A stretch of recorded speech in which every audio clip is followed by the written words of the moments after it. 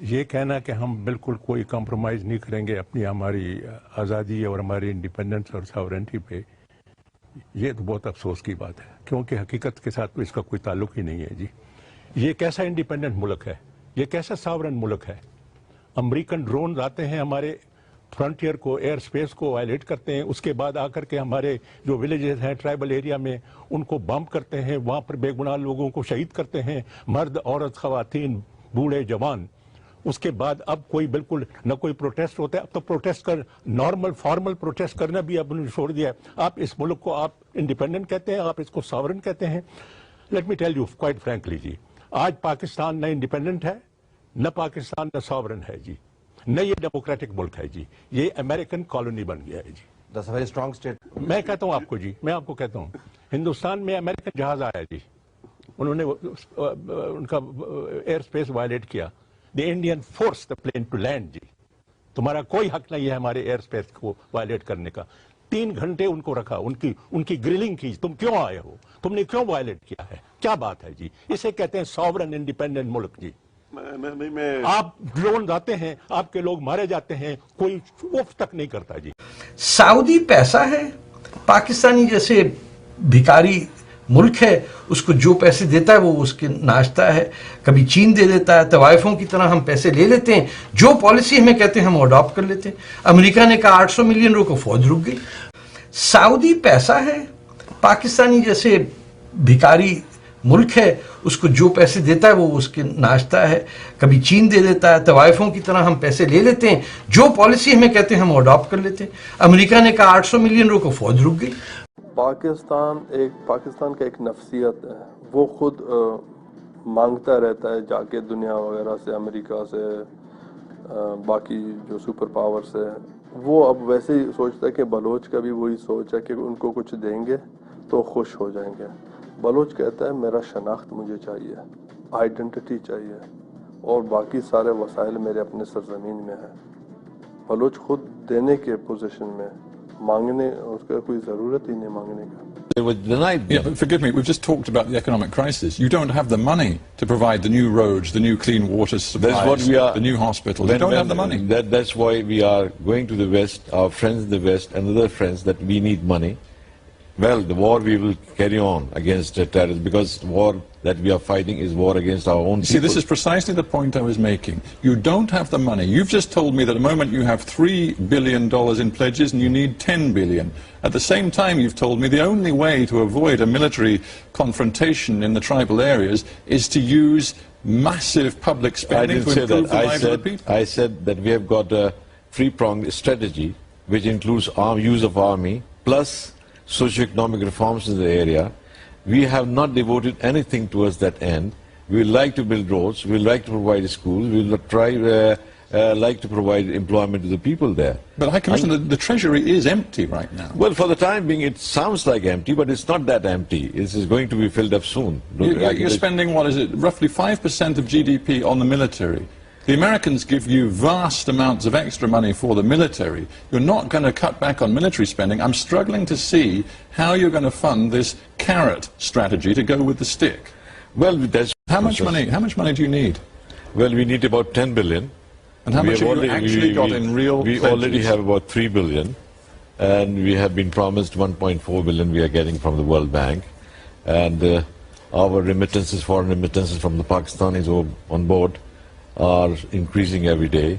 As a matter of fact, in September, they went beyond $600 million, and they are rapidly increasing. But your reserves of foreign currency are dangerously low. We know that. We also know that you have unemployment rising, you have an inflation rate of 25%, you have economic misery on the horizon, and that is going to have real political ramifications. اب سیٹھی صاحب نے اور میں نے یہ سوچا کہ ہم اپنی تاریخ کے 10 بڑے بلنڈرز کے اوپر پروگرام کریں، یعنی کہ 10 ایسے فیصلے، 10 ایسے واقعات جن کا خمیازہ ہم آج تک بھگت رہے ہیں، اور کیسے بھگت رہے ہیں یہ سیٹھی صاحب ہمیں بتائیں گے۔ سیٹھی صاحب، بلنڈرز ہم نے 10 سلیکٹ کیے ہیں، ویسے تو میرے خیال میں بے تحاشا بن جاتے ہیں، لیکن یہ 10 ایسے جن سے ہماری تاریخ تبدیل ہو گئی۔ منیب، پہلی بات یہ ہے کہ غلطیاں تو بہت ہوئیں، مگر بلنڈر میں اس چیز کو کہوں گا جس کے ساتھ تاریخ بدل جاتی ہے، مستقبل بدل جاتا ہے، قسمت بدل گئی، قسمت ہی بدل جاتی ہے، اور پھر آپ واپس نہیں جا سکتے، وہ بھگتنا پڑنا ہے۔ تو اس لیے میں نے 10 چوز کیے ہیں، وہ ٹرننگ پوائنٹس تھے. تو پہلے سے شروع کرتے ہیں.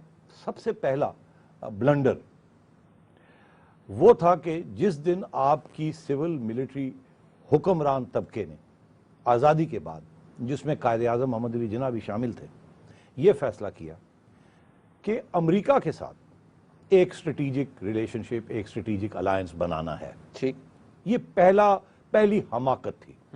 تو مختصراً وہ جو فیصلہ تھا کہ ہم نے نان الائنڈ نہیں رہنا، ہم نے کسی کیمپ میں نہیں جانا، ہم نے خود مختار ہونا ہے، اپنے پاؤں پہ کھڑا ہونا ہے، ایک جمہوری راستہ اختیار کرنا ہے، یہ سب چیزیں چھوڑ دی.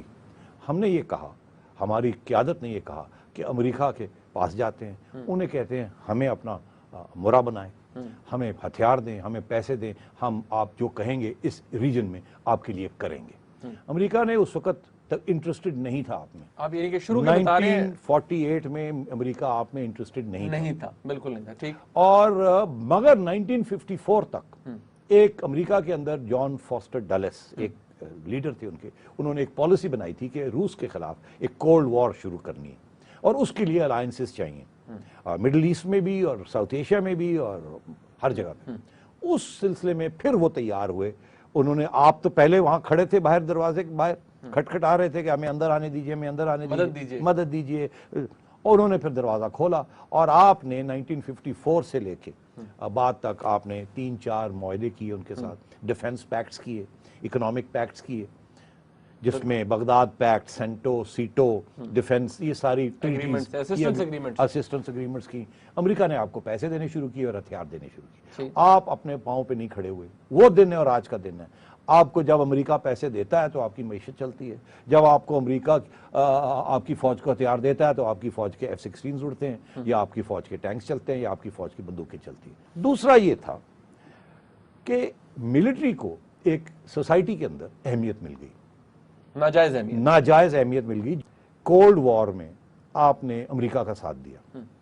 اگر آپ وہ راستہ اختیار کرتے جو کہ ہندوستان نے اختیار کیا، ہندوستان نے سب سے پہلا فیصلہ کیا کہ انہوں نے کہا ہم کسی امریکہ کے ساتھ نہیں جائیں گے، ہم روس کے ساتھ نہیں جائیں گے، ہم خود مختار ہوں گے، ایک نان الائنڈ موومنٹ بنائیں. بالکل. ہندوستان کی قیادت جس میں جواہر لال نہرو صاحب تھے، انہوں نے ٹیٹو صاحب یوگوسلاویا کے، سکارنو صاحب انڈونیزیا کے، اور ناصر صاحب ایجپٹ کے، ان کے ساتھ مل کے ایک نان الائنڈ موومنٹ، مطلب ایک خود مختار موومنٹ، نہ ادھر کا نہ ادھر کا، خود اپنے پاؤں پہ کھڑے.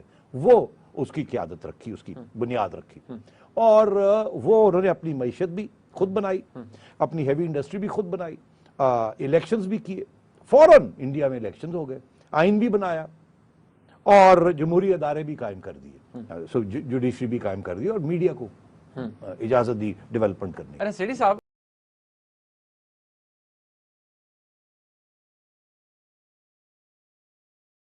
ایک تو انہوں نے ہندوستان کے ساتھ جنگ کرنے کی تیاری شروع کر لی. ان کا خیال تھا کہ ہم اب جنگ کر کے کشمیر لیں گے، اور 1965 کا وار جو ہے اس تیاری کی کانسیکوینس نمبر 1. نمبر 2، انہوں نے کہا کہ اب یہ جنگ بھی کرنی ہے اور اینٹی انڈیا سینٹیمنٹ بھی کرنا ہے اور سیکیورٹی اسٹیٹ بھی بنانی ہے، تو اگر ہتھیار نہیں ہوں گے، معیشت نہیں چلے گی تو کیسے بنائیں گے؟ چلیے واشنگٹن چلتے ہیں، فرینڈز ناٹ ماسٹرز لکھتے ہیں. ایگزیکٹلی. ایوب خان صاحب نے کتاب لکھی کہ ہم امریکہ کی دوستی کرنا چاہتے ہیں. امریکہ چکر لگانے شروع کر دی اور امریکہ سے ہتھیار لینے شروع کر دیے اور پیسے لینے شروع کر دیے. یہاں تک کہ آپ کی پلاننگ کمیشن جو تھی یہاں کی اسلام آباد میں، وہ ہارورڈ سے لوگ آتے تھے ہمیں بتانے کے لیے کہ معیشت کیسے چلانی ہے.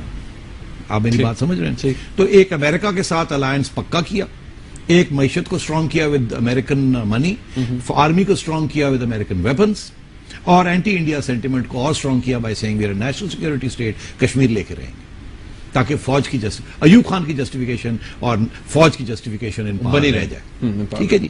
اور فائنلی اسلامک آئیڈیالوجی کو ساتھ رکھا، ملا پارٹیز کے ساتھ نہیں رکھا، اسلامک آئیڈیالوجی، تاکہ یہ نہ ہو کہ ایک خلا پیدا ہو جائے اور ملا پارٹیز جو ہیں یا ریلیجس پارٹیز جو ہیں، مذہبی جماعتیں، یہ نہ ہو کہ وہ اسلام لے کے وہاں میں ڈنڈا مارنا شروع، تو اس کو بھی ساتھ ساتھ رکھا، مگر ریلیجس پارٹیز کو دور رکھا. ٹھیک. تو یہ ایوب خان کے دوران کے زمانے میں یہ ساری چیزیں انہوں نے کی. اور پھر 1965 میں ہندوستان کے ساتھ وار خود چھیڑی, اپنے بندے کشمیر میں بھیج دیے. کشمیریوں نے کہا یہ کون آ گئے ہیں, گھسپیٹھیے آ گئے ہیں. انہوں نے ہندوستان کو بتا دیا کہ پاکستان کے فوج کے لوگ آئے ہوئے یہاں, اور ہندوستان نے دھمکی دی کہ آپ اگر نہیں یہ کریں گے, روکیں گے تو ہم حملہ کر دیں گے. انڈیا نے اٹیک کر دی, جنگ پوری فل فلیش شروع ہو گئی, اور پھر وہ جنگ ہم ہار گئے. ہمارا